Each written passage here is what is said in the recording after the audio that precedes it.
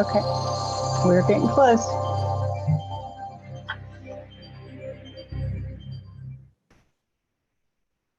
Hello, everyone, and welcome to this panel on planning. My name is Greta Lundgaard, and I'm from the National Foreign Language Center, and I'm happy to welcome everyone to this discussion.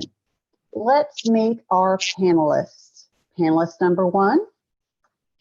Hi, I'm Katrina Griffin. I teach German at North County High School in Glen Burnie, Maryland. This coming year will be my 20th year in the classroom. I'm also the department chairperson. We have 10 teachers in the department and 2,400 students at our school.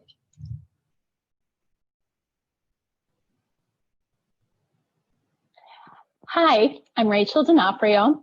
I am the World Languages and Bilingual Department Chair at Evanston Township High School in Evanston, Illinois. It's right by Chicago. It's where Northwestern is located. I'm a former Spanish teacher. This is my 22nd year in education. At Evanston Township High School, we have 8 different languages. Additionally, we serve about 3,400 students.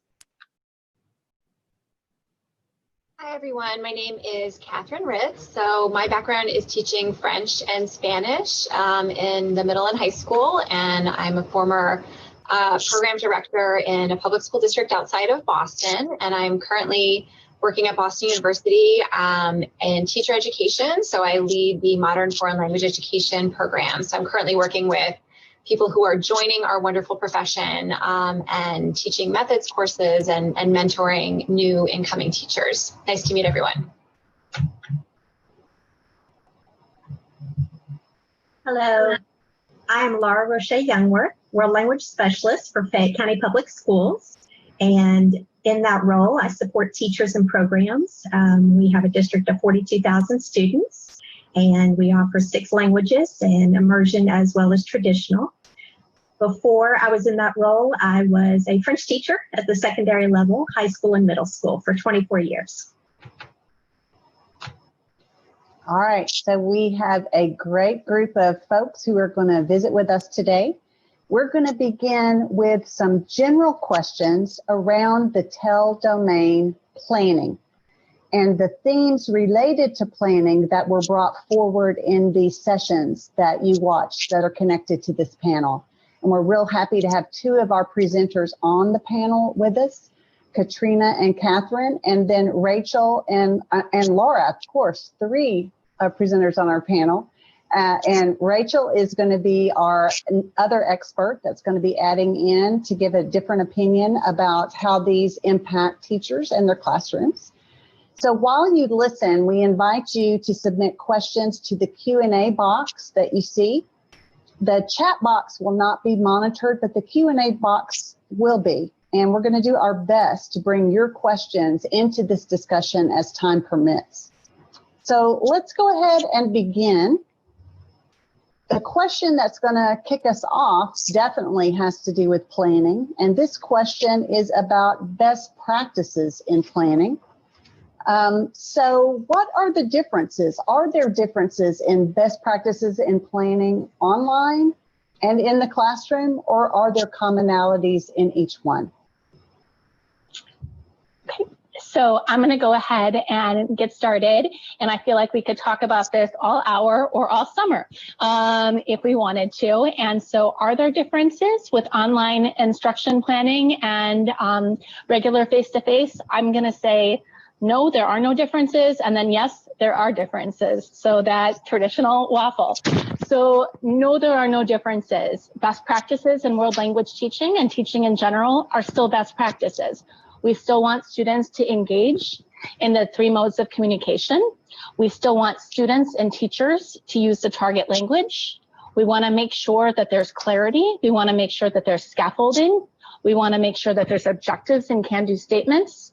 We want to make sure that we're connecting to student interest. We want to make sure we're using authentic resources. And more than ever, we want to make sure that we're collaborating with colleagues. So that's all the same, right? But then, like, we've got this extra challenge of not seeing our students face-to-face, or maybe seeing them face-to-face once every 2 weeks, or whatever the model that your district is going to take. And your face-to-face time with your students becomes precious and sacred. And so I think that it's really important to capitalize on that time for two primary reasons. The first would be building up your classroom community and making sure that students are, making connections with one another and with you. And then also driving home the interpersonal practice and your interpersonal skills. Also, with the online platform, do less, go slower. It's okay. You don't have to cover your curriculum. Like, life will go on. It's really okay. And my last biggest advice, I think, is now more than ever, I think it's important for teachers to elevate yourself and your well-being and place limits. I don't know about all of you, but I was working when I was working from home from like 6 a.m. till 10 p.m. and then 2 a.m. when my, email dinged, I would check it and I didn't have limits. Make sure you have screen-free time and fill yourself out, fill your cup up, because if you're not an effective human being, you're not going to be an effective educator. And that's always, but now especially with all that's going on in the world. I have to agree with what Rachel said. I think best practices are still best practices, but what online learning has done is shown us where there were cracks in what we were doing or things that we need to do better. And when you talk about what's best for planning instruction, you're talking about logistics, clarity of instruction. And as someone who made the switch, thinking back, I was very fortunate. I had a robot in my classroom for a couple years. And so I had students remoting into my live classroom for 2 years prior to all this. And when I had them, I had to think about, how am I going to do a gallery walk with students who are not in the room? How am I going to have them collaborate with the students who are not in the room? And what online instruction, I think, is making a lot of people do is just be more thoughtful about what they're asking students to do. They have to spend more energy thinking through all the logistics that they should have probably been doing in the classroom.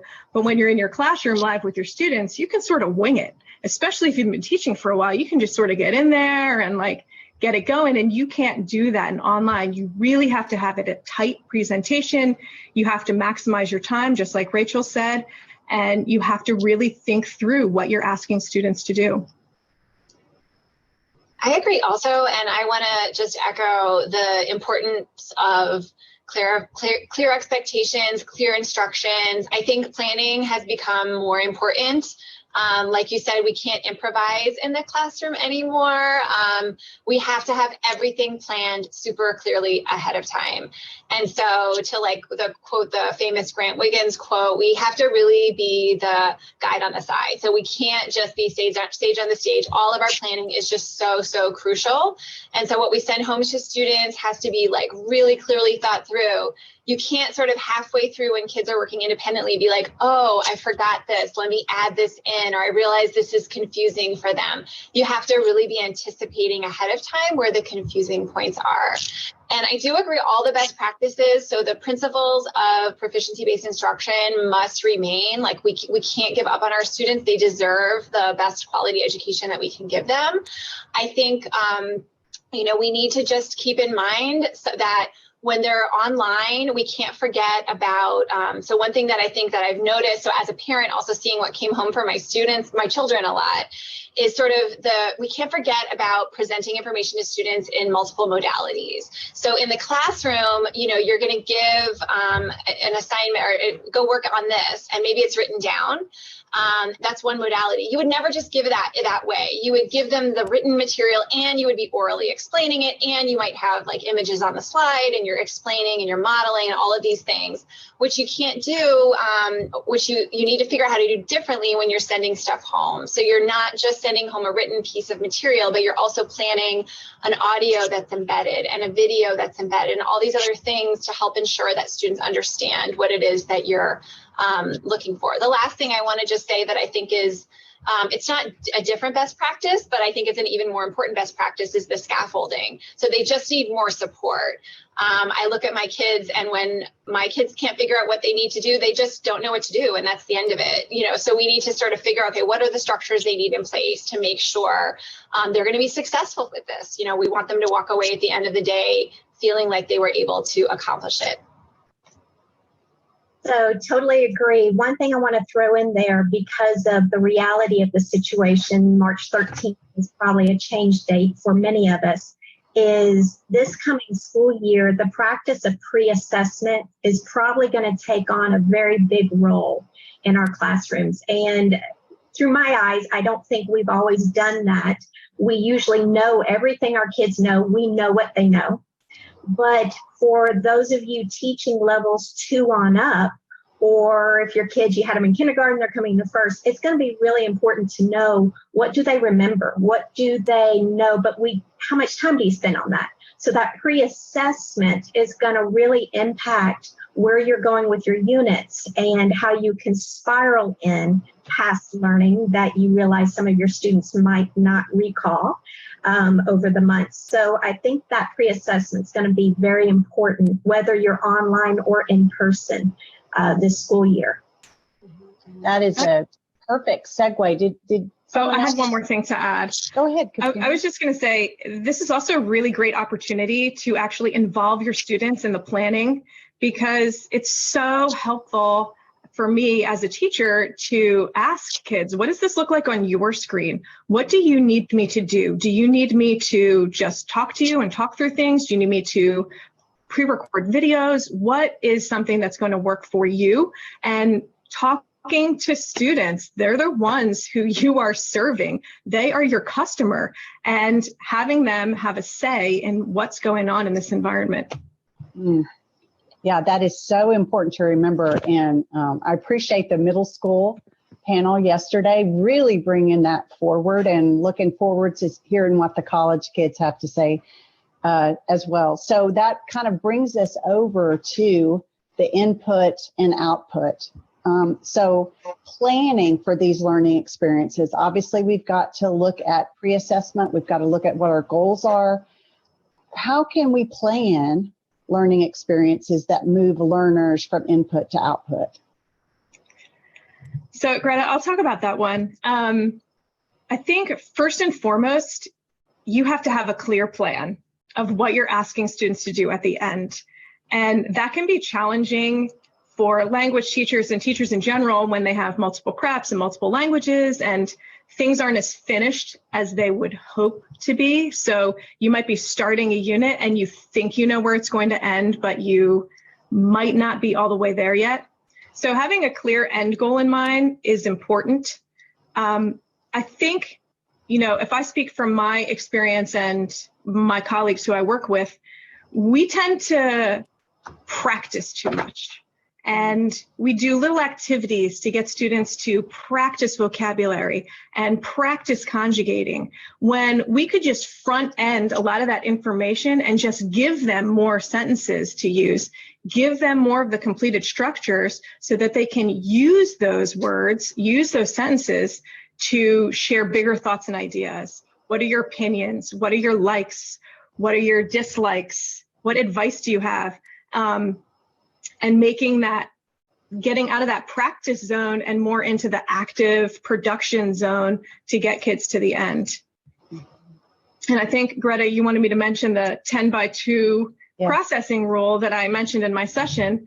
That's been really valuable for us in my department, thinking about that for every 10 minutes of input that I give, I need to give my students 2 minutes to process that. So maybe they read something or we talk about something and then they do a turn and talk to make sure that they heard what I said or that they read. And I, as the teacher, can walk around and check for understanding. It's clear to the students if they know, if they can't say anything, then they know that they didn't understand. But it's also a way to have students teaching other students. It's been really valuable to moving us along more quickly. Go ahead. I think, Catherine, you mentioned scaffolding in the last answer, and I kind of want to bring that up again because scaffolding is the key for getting the input and supporting the students to the output. And one thing I always like to encourage teachers to think about is when you scaffold, where do you start? How do you scaffold? And if we think about input theory and I+1, so the input, we always want to be one sub-level above where the students are.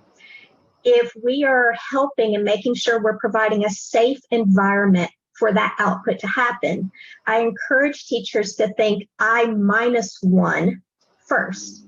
So if you're doing some sort of activity, whether you have concentric circles, if you're allowed to do that, if you're online and you're breaking them out into groups in Zoom, start with, go down below their level, I-1, do that round 1. Round 2, go to where the students are, go to I. Then rounds 3, 4, 5, you're pushing them. You're pushing them at that I+1 where you're trying to get them to go. And then when you get done with the activity, drop it back down to their comfort level. It's almost like an OPI experience where you want to end it safe and everybody feels good. So that scaffolding is key, but when you scaffold, thinking it through and being really intentional about it is even more important on how you do that. I also think that especially in an online environment or a virtual environment, when we're moving students from input to output, it's important to explicitly teach students and make sure that they understand that mistakes are okay, that they're a part of the learning process, and like to have a growth mindset. I think we do that naturally as teachers in our classrooms, and you know, there's those teachable moments, but I think in that virtual landscape, especially if it's going to be asynchronous, like, you know, it's not going to be as easy to do that. So you kind of have to embed it in. There's a strategy that math teachers use called, I think it's called My Favorite Mistake. And where they'll, like, you know, start a lesson by asking students to process a problem, and they'll look for all the really cool, like, wrong answers and have students like explain, you know, their thinking as to how they arrived that way, and students can take pride in like their thought process. And so kind of transitioning that to the world language classroom, and it's okay, just put it out there, you know, like talk or sign or, you know, whatever your language is, just, you know, you're not going to get anywhere unless you start communicating. I love all of these comments. It's so exhilarating. I want to add to this particular question. In the presentation that I did for this event, I talked about the, it's called the interactive model. So one of the ACTFL core practices and in the high leverage teaching practice book, they talk about guiding learners to interpret authentic texts. So I find this, it's, in other places, it's called the interactive model. So definitely would refer you to the presentation I gave. But briefly, what I really love about this model is that it connects authentic resources. So that's your input, whether it's reading or audio or just visual images, to interpersonal, to presentational. So it's a nice frame. So having a rich, authentic resource that students are interested in reading or interested in listening to, and then they want to talk about, I think that's another important piece to connect. So, you know, a lot of the times we think about the IPA as the place to connect the three modes, but that can come into our regular teaching practice, right? So just if we find a great resource, if it's a great resource, we want to talk about it. So we can connect it to output for students, to the interpersonal speaking, to a presentational writing or speaking assignment. So that's a nice framework. I would definitely encourage you to take a look at that if that's not one you're familiar with. But it's definitely really important. And the scaffolding, again, I think we're going to keep coming back to that throughout our talk today. Oh, great. Those are really great ideas. We've got our first question from our viewers. And they are asking about processing activities. I know several of you mentioned those, and it's about turn and talks. What alternatives are there from those? Because obviously with our students, if we do the same thing every day, they have got it memorized. And so that attention that we want them to engage with isn't there. So what about alternatives to the turn and talk for processing in online learning in particular, if you can think of some? I would argue that the turn and talks probably need more structure than just a turn and talk. and that there might be a routine piece that's missing and an expectation of what students are asked to do in their turn and talk, what they'll be required to do when the turn and talk is done. As far as other processing tools, we use a lot of visible thinking routines from Harvard Project Zero, where students have to make meaning from whatever text or resource they're given, and they have to show us that they understand. And it's really easy as an educator to see where my students do and do not understand. They translate very well into the virtual world. Students can do part of it on their own asynchronously, and then they can come together and discuss things synchronously. And they have a structure and a routine. So whatever you're asking students to do has to be a structured routine. And that's part of the process. Why those routines are important is because you don't, especially now in the online environment, you don't have time to explain how to do things anymore. If you were in the classroom, you wouldn't want to waste 5 or 10 minutes every single class explaining new things that you're doing. You definitely don't have time now. So by using the same routines over and over and over again, they're familiar to students, they know what's expected of them, and you're just changing the content to, as you move through your units. So to add to what Katrina's saying, I think structures, the go-to I would recommend somebody to look at is Kagan. I mean, the book is huge. It shows you structure after structure on how you can pair up your students and do cooperative learning. So if you need ideas for that, for what Katrina's saying, I think that's a wonderful resource. Another might be for processing, if you've ever heard of thinking maps. And there's a training out there, you just type in thinking maps, and for everything you're expecting a student to do, if you're expecting them to describe, if you're expecting them to analyze and so on, there's a tool that's developed that specifically has the students analyze or whatever the material, and they can process it and then do some sort of speaking interaction with it. So when you're thinking about processing and that cognitive skill, structures such as those thinking maps might be helpful. We often think of Venn diagrams. Venn was created for math. It's really something that a lot of educators have morphed into what they do. So look up thinking maps and you'll see a structure for everything you do, and that'll help those kids really think through cognitively, metacognition of what they're learning. Thinking of additional ways for processing. I'm a huge fan of Kagan, by the way, but I can't quite wrap my head around how to do all of those structures in a virtual environment. So thinking about what to do via Zoom, like for quick formative feedback, you can have students do like reaction tools, so thumbs up and thumbs down. You can divide students up into Zoom rooms.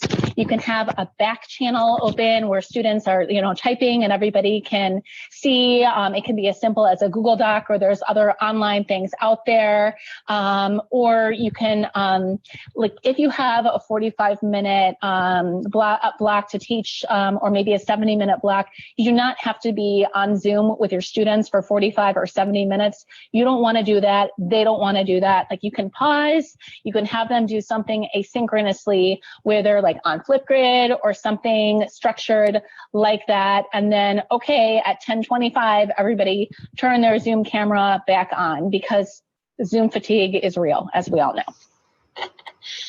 I'll just add, I love that. So a couple other quick tech things. Yes, if you're using Zoom or Google Meet, they can be putting things in the chat box. Like that can be a way to pause and have questions there, or holding up if the cameras are on, which sometimes students don't want to for good reason, have their camera on. But if they do, they could hold up, hands or whatever. I've seen Edpuzzle also, so you can make a teacher-made video and put it in Edpuzzle and just pause and have questions. That's another way to maybe build in some small processing. Or send them to Padlet where they're going to interact, or Flipgrid. So there's other tools. So I think that's where we come back to planning. It's just sort of what's the structure? If students are working independently, if I'm starting with an input, or maybe a teacher-made or an authentic input resource that I'm using, and then what am I having them do with it? So it's not just that they're spending an hour reading this. I want them then interacting in some way. So that's just coming back to planning. How am I going to structure this so I can build in these processing time or this interaction time in a different way. So it's still the same great skills that we know we need to do in the classroom. It's just sort of building in different tools to accomplish the same goal. Oh, that's a great summary for this whole topic. And along the same lines, we have another question from the audience about interpersonal. You know, this is always our big worry because we know interpersonal has to happen. We know that's really the real world that everybody can jump into. So what ideas do you have for partner work, interpersonal activities, things like that in remote learning? Probably associated with the think, pair, share or the processing piece, but more specific to interpersonal. Anyone want to tackle that? I'll take it. I did a whole session on it. That was my session, spontaneous oral language production. I think that to get students to that point where they are just speaking naturally without being in their heads thinking, I don't know Mandarin and Chinese and Russian and whatever those hangups, that we need to give them more, like Catherine said, structures. And that I used to think when I taught a unit that they could then go talk about whatever it was that we had done. But what I was missing were the structures to be able to talk about those things. The structures of how do I ask my classmates questions? How do I ask someone for more information? And so we have all these cards where they can say that they agree with something, they disagree with something, all of those extra things to structure all that language production.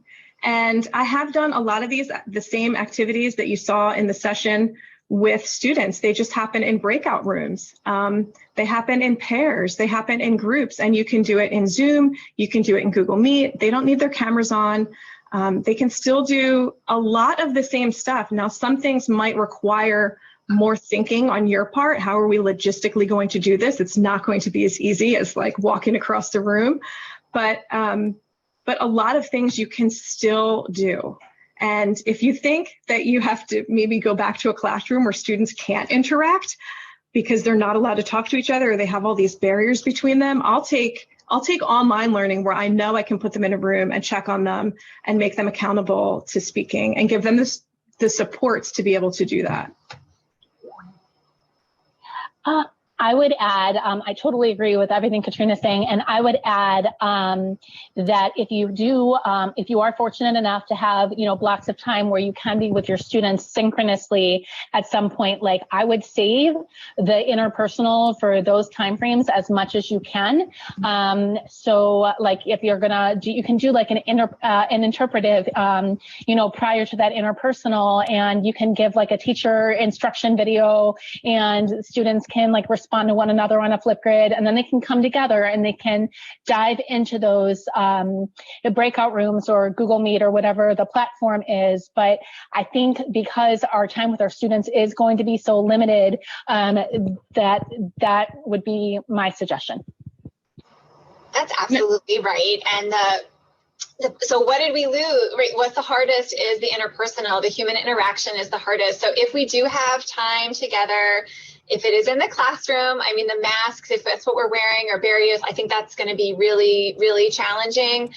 If we're meeting synchronously with students, so just prioritizing the time together as a chance to have some interpersonal speaking. And I love your ideas of starting with a Flipgrid or starting with Seesaw or whatever you're using to get the students practicing and scaffolding them up, and then trying to transition to more spontaneous when you actually have time with them is a great idea. I was thinking about this the other day because I have to now look at the things that I've been doing and evaluate, will they still work this coming year? Can I still do them? And some things I haven't quite figured out yet, like how to do a debate, because I have kids on one side and another side, but something like a Socratic seminar where kids are speaking one at a time and they have to listen to each other and you have students observing, I feel like that will still work. A lot of the things that we were doing will still work. They will just look a little different. They might even be better than they were before because we're spending so much time fine-tuning what we were doing. And speaking of better than they were before, let's talk a little bit about our diverse learners. We have diverse learners. We have heritage learners still in our classrooms. We have kids that are, wow, I'm so motivated. I'm there. I'm with you. I love it. We have kids that were just pretty much tell me what to do and I'll do it. Then we have the kids that we really had to work hard to engage. So let's think now about these things that we can do for our diverse learners. How do we plan to ensure that we can meet their needs? So I can start with this one. I would say, I think the first thing that with anytime you're talking about supporting all learners is really just thinking, who are my learners, and getting to know your learners. So you may have the same group from last year, or you may have new students.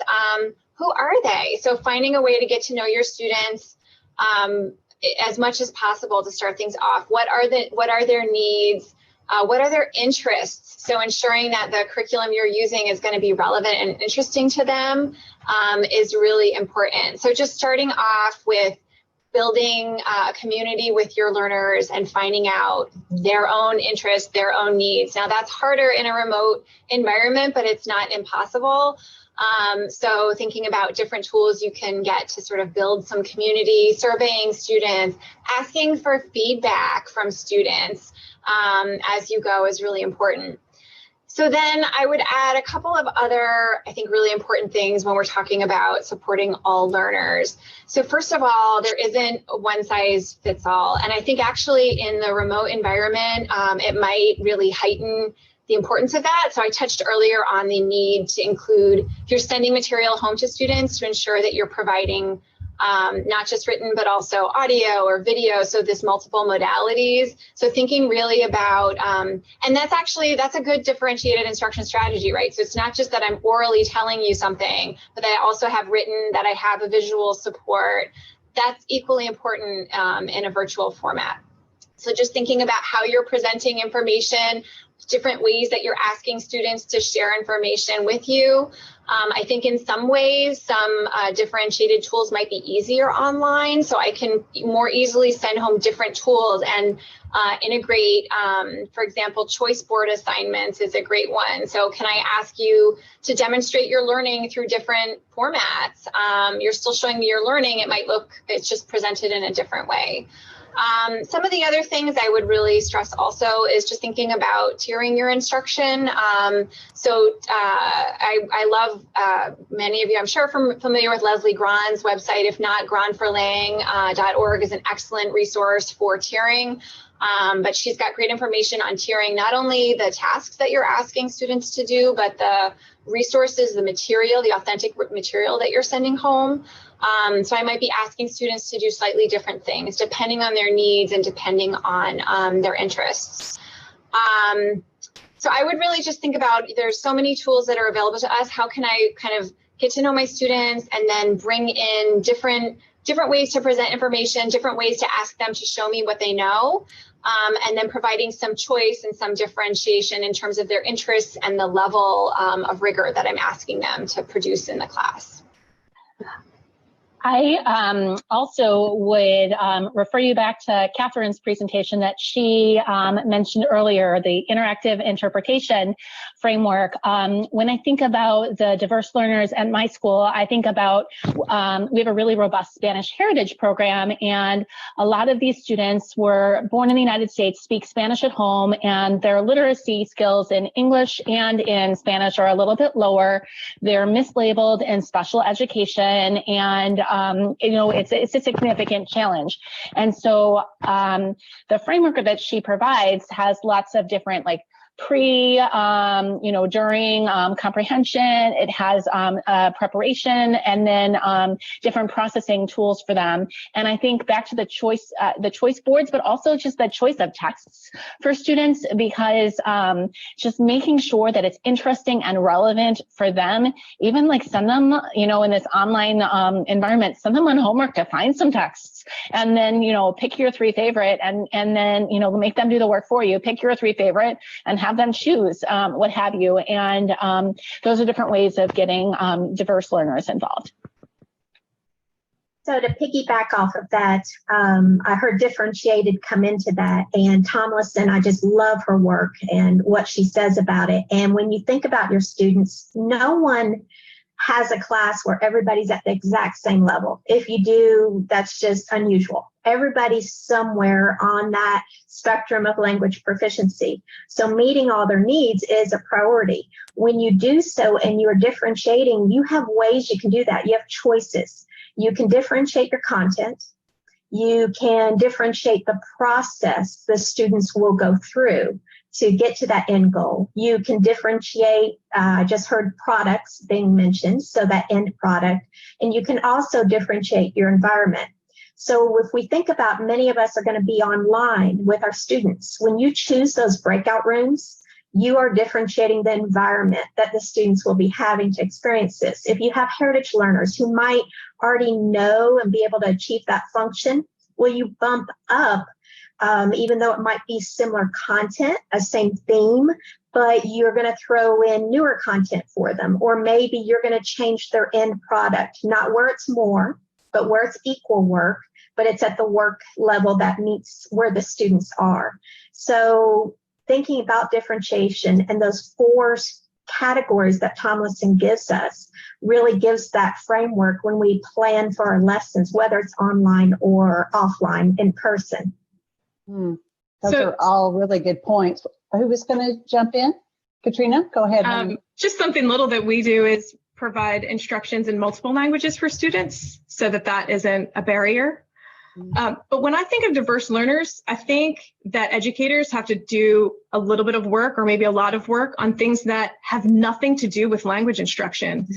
I teach at a very, very, very diverse school, and things that we are thinking about and talking about are things like implicit bias and trauma-informed instruction. And I think that that is playing a greater role in how we plan for diverse students from a variety of backgrounds, and that's going to take reading different kinds of material and discussing things with colleagues and really evaluating what it is that we're doing in our classes. I think that's such an important point, and the fact that they've been at home since March may even exacerbate that situation, because for many students, school is their safe place, right? And they haven't had access to that. That's a really great point. Our last question that we're going to discuss together today is the idea of bringing culture into the classroom, because when I go into classrooms, the whole room is full of culture, right? The walls, the everything, the music that's playing. So now for most of us, we're going to at least be beginning the school year in a remote or virtual classroom. So how can we continue to bring culture in ways that promote interculturality? Well, I'll start us off on that one. And interculturality is a passion of mine. When we teach language without culture being its equal to the language, you might as well be teaching math. You're taking the language out of the context in which it's to be used. So interculturality, I would kind of say, especially in these times and especially with online learning, needs to be the first thing that one thinks about when you're planning your unit. Forget about the language for a second. Think about what culturally do you want the students to know? What product, what practices, what perspectives do you want them to experience? And then start to plan your unit around that and build up the language that's needed. And in doing so, you're going to, as Katrina said, you're going to connect with your students, your diverse learners. You're going to hook students in, especially if you know them and you know what might be of interest to them. But in the time we're in right now, it would be negligent of us to not put that interculturality as a priority in our lesson planning and then build the language to support that concept for the students. I couldn't agree more. And I want to just jump off of that, because I would say, like, right now, so you sort of ended, like, now more than ever, the world that we're in right now is, I think it's really scary, but it's drawing all of our attention is focused on like what is happening in the world right now. And I have 3 children. My youngest it's her birthday today. She just turned 7. She's watching the news. She's talking about coronavirus, and she's talking about who the president is, and she's talking about when should we go back to school. So these are things that are really relevant and interesting for all learners of all ages. Like, we're just hooked in and we want to find out what's happening in our world. And I think the role that we can play as language educators is helping connect them to what's happening in other cultures and viewing things from different perspectives. So like bringing in authentic resources from so my language is French, right? So from France or from Quebec, and showing infographics. I'm thinking of like the sort of traditional units that we would teach. The health unit, let's be honest, is never super interesting, but I bet right now kids want to talk about it. Like, that would be a really interesting infographic. So I think we can take some traditional themes and or topics rather, and twist them into like genuinely engaging themes that bring in the interculturality piece. So just yesterday, I was looking for authentic resources. Another traditional unit, the day in the daily life, day in the life, reflexive verbs, whatever, not super interesting. Well, what's my day in the life through quarantine? Like, what did that look like? How did that look different for children in different countries? Like, that's a super interesting thing that I'm pretty sure kids would really want to talk about. So I think we do have an opportunity in this scary world that we're in to help students view a larger picture and bring in authentic culture in new ways and help them be informed and engaged citizens. And I think we are the only ones that can do that. Other disciplines won't do it in the way that we can do it. So I think we have an opportunity and a mission that we need to work towards here. I think interculturality is a really deep idea. When you're asking students to reflect on their culture and get there through the lens of another culture, and it requires educators to be very vulnerable, because when you walk students to that place, it can be very scary. When you talk about things like, is citizenship more than a piece of paper?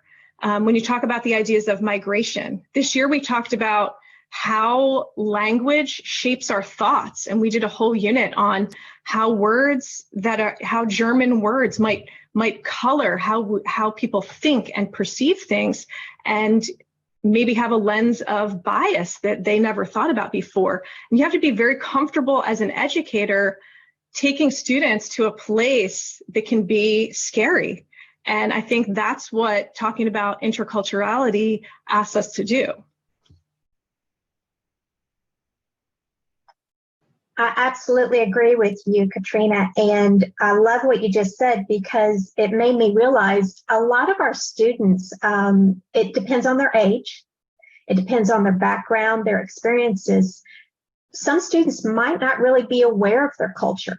They haven't thought through deeply who they are or what they believe, and they might only do so if they experience something that doesn't fit in. So our role as world language educators is to really be cultural ambassadors to help our students understand who they are and who they want to be in the world, how they fit in the world, how they respect the world. And I just think it's a perfect time for world language to rise up for this and say, we'll take over. Thank you, social studies teachers. It's us.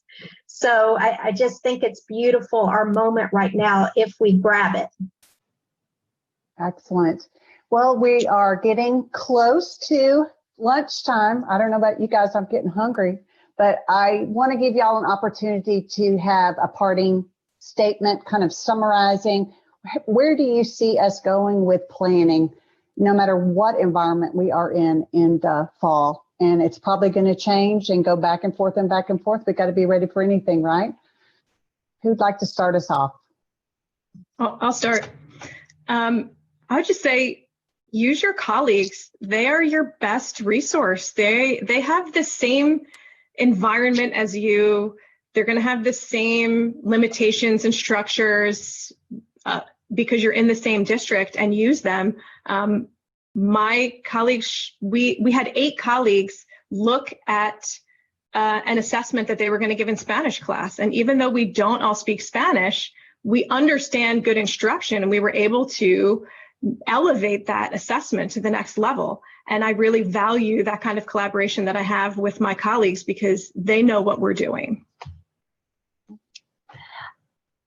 I actually would echo Katrina, and I was thinking, about collaboration and what if you don't have colleagues? What if you are, teacher of one, and just how lucky we are to have, so many great state organizations. There's lots of things that you can find on Facebook. There's the Avant More Facebook page. There's like a COVID resources for teachers page on Facebook. And then Twitter, there's all sorts of different wonderful conversations that you can have to expand your personal language network. And then my other, piece of advice about planning would be it's not going to be perfect, and it's okay, and forgive yourself and move on, and just we're all in this together and we're going to get through it. It's going to be okay. That's a great point. I think it's always important to be kind to ourselves. We're all figuring this out right now, and we're all really working hard to do our best. I would say, just to add, I think, again, we sort of touched on this earlier, the planning piece, I think, is just going to be so crucial this year. So finding time, if you are distance or hybrid, finding a structure and a platform, and just investing time setting up how you're going to organize things and what your routines will be, I think would be really important to get yourself started, so that as things get started, the kids know what to expect. And I think once you've figured out, this is how I'm going to organize the way that I'm teaching this, it'll be easier to move forward. So investing time now, and definitely collaboration. I would say one of the things that I love about the movement towards teaching for proficiency is that it takes us out of our my language does it this way, my language does it this way. So we can collaborate across languages. So I love Katrina's example by looking at the Spanish. So if you're the lone teacher of your language, so find other teachers who are teaching different languages or in different districts to help collaborate with. But I think it's going to be, we're all going to look back and we will have made it through. And I know we're going to be proud of all of our hard work and the hard work of our students. So we can do this. I think my words would be, it's power teach time and power learn time. Just like when you had a really important lesson designed and somehow the school has an assembly called and your time in class is limited and the kids come in, you're like, okay, guys, we got to get down to business. But you do it with love, you do it with support, but you get down to business. And as Rebecca Blue Wolf said yesterday, you have that colander that automatically our teacher mind goes through. I think we're in a time where power teaching is going to be very important. But when you do that, as all of you all said, don't put too much pressure on yourself. But you do need to stay very focused and think, what's the essentials that my students need to learn to reach this targeted benchmark proficiency goal? Oh, thank you, ladies. Y'all were wonderful. So thanks again, Katrina, Rachel, Laura, and Catherine. I hope, audience, that you heard some nuggets of wisdom. There was loads of great things in here, and enjoy the rest of your conference. Thank you again. Bye, everyone. Bye-bye.